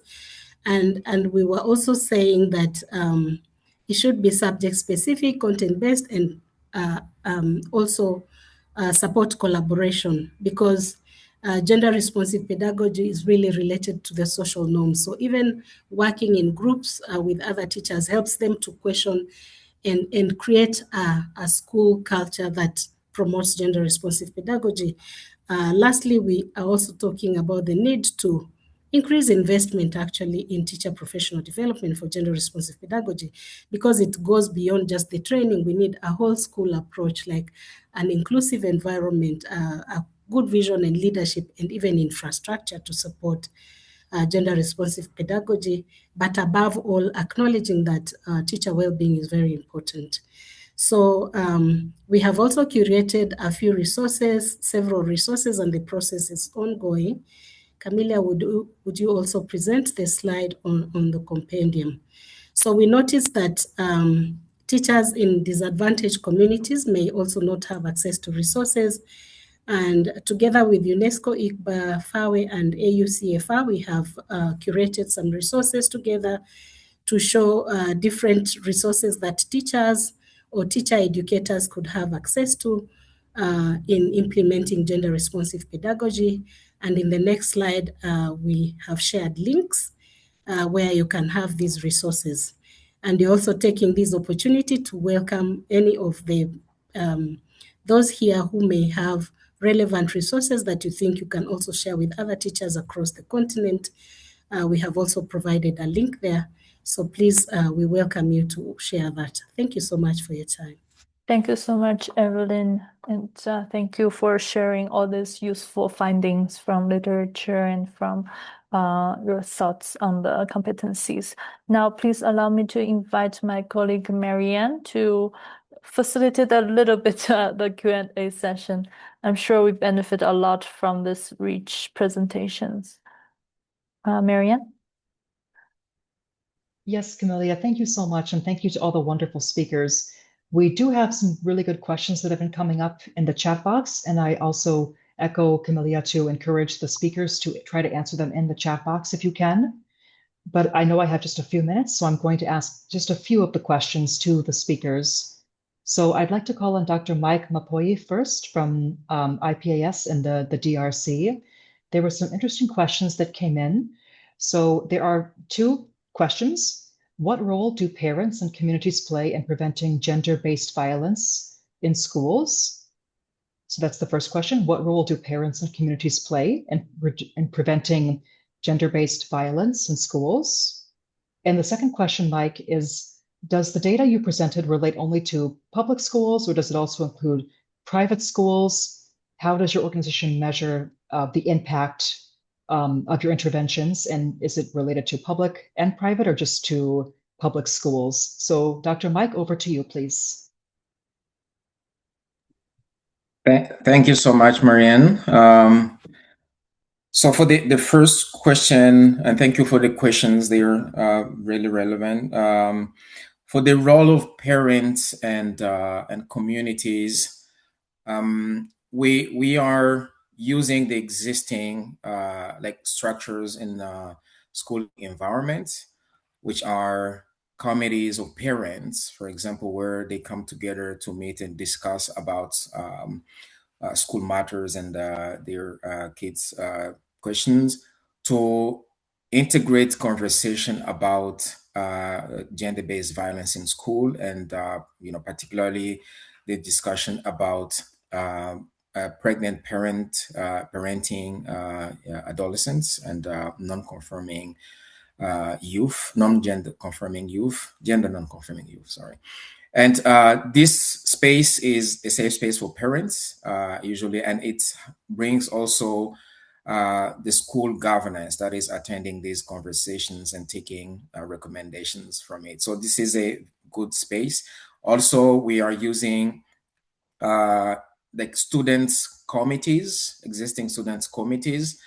When we train them on value clarification, they develop new, they have motivation for change, and they have alternative values that they identify. So they start working to create more empathy around to reduce violence. So that is between in student settings. And also we organize public events using existing public events in schools to disseminate the message. So both groups, parents, communities around, we support also local NGOs, local partners at the community level to engage with those who are in school to like continue the support that started in school, to continue it at the community level. So the different partners are involved in building kind of a resilient support system around pregnant and parenting adolescents. So for the second question, if it is private or public school only, in the research we evaluated both. We were some private school attending schools managed by religious groups, faith-based schools. Everybody was involved. We evaluated about 200 schools in the 3 countries, and all the governance structure of the school, but also the Minister of Education were involved in the assessment. So that's what I can say. Thank you. Thank you so much for that, Mike. Thanks for the quick response. There is a question for Ms. Habiba Mohammed too, from the Center for Girls Education in Nigeria. It was a question from a digital inclusion expert. He's asking, how are girls with special needs and disabilities benefiting from your program, and specifically girls who are vision impaired and girls who are deaf? So the question is for Ms. Habiba Mohammed about girls with special needs and how they are benefiting from the program, or how they could benefit from your program.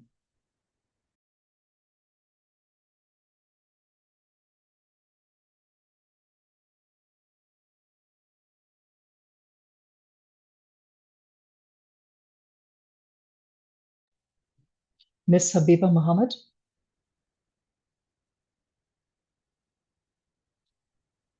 Hello, Ms. Habiba Mohammed. I see that you're online. Are you able to hear me? Yes, I am. Oh, good, good. Were you able to hear the question, or should I repeat it? There was a question for you. You repeat it. Yeah. Okay. Please, The can you question, continue? Yes. The question is from a digital inclusion expert. He's asking, how are girls who are vision impaired and girls who are deaf, girls with special needs, benefiting from your program, or how could they benefit more from your program? So for the girls who have these issues, we have special schools for them here in Kaduna State, and what we do is to train their tutors, special tutors for the special needs pupils, and we implement the safe spaces in their community with other girls because it is more inclusive. Then we take them back to the schools where and they will need the skills. For example, if it is for the deaf, we take them to the school for the deaf. If it is for those that have issues with their eyes, we take them to the schools where they will be able to be supported. But for us, we talk to them. We have our curriculum even transcribed into what do we call it's Braille, so that it will be able to support them to learn what we are teaching in the safe spaces. Okay, thank you for that, Habiba. And Camelia, do we have time for one more question or two more questions? Can we have just one more, please? Sure. I think I'd like to direct that then to Everline from VVOB. So I hope you can hear me. There's a question two questions I can combine sort of into one question. So the question is, how can teachers effectively challenge harmful gender stereotypes in the classroom? And given all the challenges that teachers face on a normal basis, do you think the teachers really do have enough time to really implement gender responsive pedagogy or give special attention to girls who are disadvantaged? So how can teachers address harmful gender stereotypes, and do they really have the time to spend on gender responsive pedagogy and girls who are disadvantaged? Everline? Yes, thank you for those two questions. Yes, starting with, do teachers have enough time to provide special attention to the girls? Indeed, in the survey, it was realized that actually large classrooms are really a challenge in supporting teachers to implement gender responsive pedagogy. But what was useful was the finding that the most important thing was to address the teacher's mindset about what they think about gender and whether this was important for the classroom.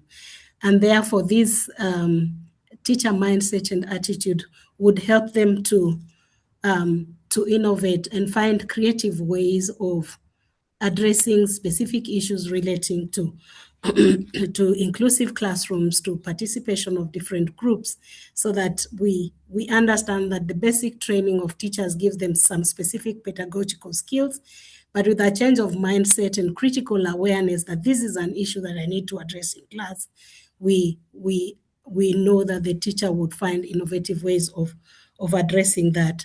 But also the issue of acknowledging that the classroom is not on its own. It's interlinked in the school ecosystem and to the communities, and therefore there are some issues that are not able to be addressed in class. And if we have good referral mechanisms and a good school environment with good partnerships, that we can find ways of channeling specific issues that can be addressed in class and those in communities with CSOs, so that the teacher is not able to address everything. Lastly, challenging harmful gender stereotypes is giving the teacher specific skills to interrogate or to pose specific questions to learners, like posing and asking learners specific questions related to stereotypes that they know. And this could not be necessarily stereotypes, maybe depending on the topic in class. For example, speaking about careers and the teacher asking, so what would you like to become? And based on the responses they get, the teacher can, without imposing their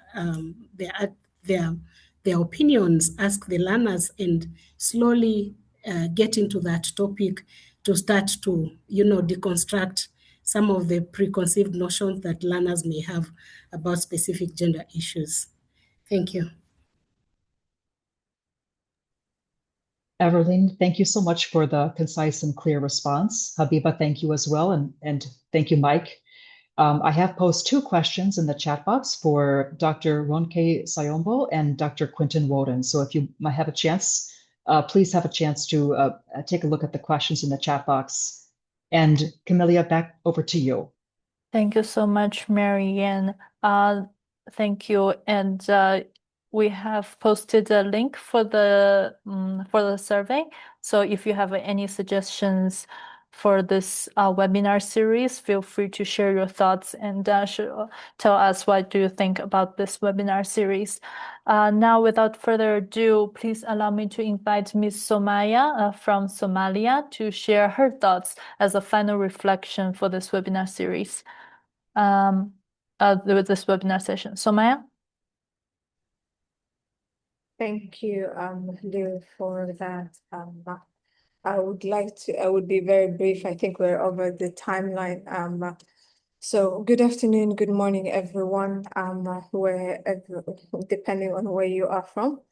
I would like to express, first of all, my sincere appreciations to UNESCO IGBA, EU Regional Teachers Initiative for Africa, and GPE KICS in partnership with IDRC, and all the collaborating partners for organizing this important webinar and bringing us together to discuss such a critical issue. I would also like to thank all the speakers and presenters for their insightful presentations and for sharing valuable experiences across the continent. Today's discussions have only reinforced an important message, which is improving educational opportunities for disadvantaged girls require more than just increasing enrollment. It requires creating a safe, inclusive, and supporting learning environments where girls are able to access education, remain in schools, learn effectively, transition to the next level, and complete their education. Listening to today's discussion and the different country experiences, we see that many of the challenges we see are shared across the African continent. And something that we can point out is that educating a disadvantaged girl is never a single intervention. It's a chain, and the chain is only as strong as its weakest link. And allow me to bring this home to Somalia's own experience, where our system, it's a system that has had to deal with keeping girls in school in the middle of repeated shocks. And this has been ongoing until recently, going from displacement, conflict, drought, floods. And in our context, displacement, much like distance, has become one of the greatest reasons girls leave classrooms and rarely come back to school. Our girls have felt the cost of this effect directly, and it's not just a single challenge. It's not the challenges that I want to share in this, but how we have responded to. One of the things that we have learned so far is that barriers are practical, but so are challenges, and so are solutions. Sorry. An example for this would be the GEA GPE supported program that is currently being implemented. We have managed to build almost 17 girls' schools, and these are schools that are led by female head teachers, majority staffed by female teachers, separate wash facilities, along with the financial challenges that have been tackled, the TLM provision, the hygiene kits that have been provided. And we have noticed that girls actually do remain in schools when we do that. Another thing that we have noticed is that the increasing number of teachers, when we have provided a quota for a certain quota for teachers that are being enrolled or recruited under the government. We've also noted that when we work with community elders, community leaders, religious leaders as partners rather than obstacles, enrollment has followed, and it's more of a creating collaboration environment.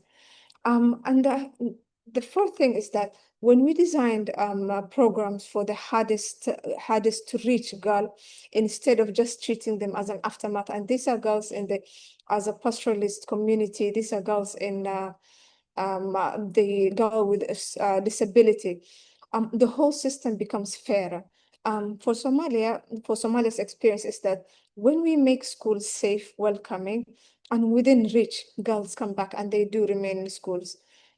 And I don't want to only provide an example in the basic education, and I want to also give this in the Rajakabo funded, World Bank funded project, where we have managed to provide almost 30,000 girls with TVET programs, along with 3,000 young females that are benefiting from scholarships in the higher education. And this is only in the fields of teaching, nursing, and midwifery. And this is to generate the next batch of teachers to be undertaken.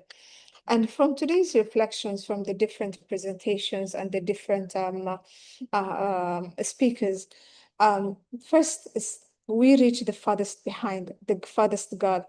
And this helps that it's never about just the girls that are able to be reached.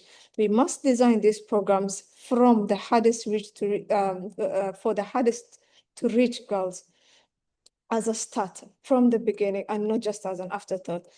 Second, we stressed on the investing in girls, in female teachers, including the pre-service, the in-service, and then the teacher professional development. A trained, supported, and a professionally recognized female teacher is not just a role model, but it's a reason for girls' enrollment. Third, we have talked about making schools genuinely safe and girl-friendly. And this is going from the environment of the schools to be the children with disabilities friendly, girls friendly, wash and sanitation facilities to be provided, menstrual hygiene, and the transportation to and from schools to also be made safe. Fourth is making collaboration with the communities rather than working with them as an obstacle, but working with them as partners and as champions for girls' right to education. Fifth is about using disaggregated data. We cannot include a child that we cannot see. And this is why we say better data that's disaggregated by gender, disability, displacement status is how we find the invisible girl that's missing from the system. And that's how we hold ourselves accountable. And beneath above all that, we say it's about sustaining financing and ownership. Commitment to girls' education should not be a one-person goal or a single grant goal, but rather a whole inclusive approach from the from grassroots level, which is from the school levels all the way to the government and different. Every statistics that we discussed is a girl with a name. She might not be in school. She could be in her home with her brothers that go to school, but that's an untapped potential to her community, to her family, and to her country. I would like to conclude and say I would like to also finally once again thank you, UNESCO, ICBA, EU, GPE, KICS, and all the partners for providing this valuable platform for the dialogue and collaboration to discuss improving education opportunities for disadvantaged girls. Thank you again to every speaker and presenter, and I hope today's discussion inspire concrete call to action that will improve educational opportunities for every girl across the continent. I think that is my, Thank you. for that, I would like to say thank you, Liu, and thank you to everyone. Thank you so much, Sumaya. That is very, thank you for sharing those thoughts with us. I hope you have enjoyed this session. We have several resources available in terms of the knowledge platform. And as we mentioned a couple of times, recordings and PowerPoints will be shared after this session once uploaded to our website. And lastly, our third webinar for this set will be on August 20th, which will talk about accelerated learning programs for children out of school. And for those who have attended all 3 sessions will receive the certificate of participation. So we look forward to having you again in August. Thank you very much, everyone. And again, we shared the link for the survey in the chat, so feel free to share with us your thoughts. And thank you to all our speakers, and we hope you enjoyed everything.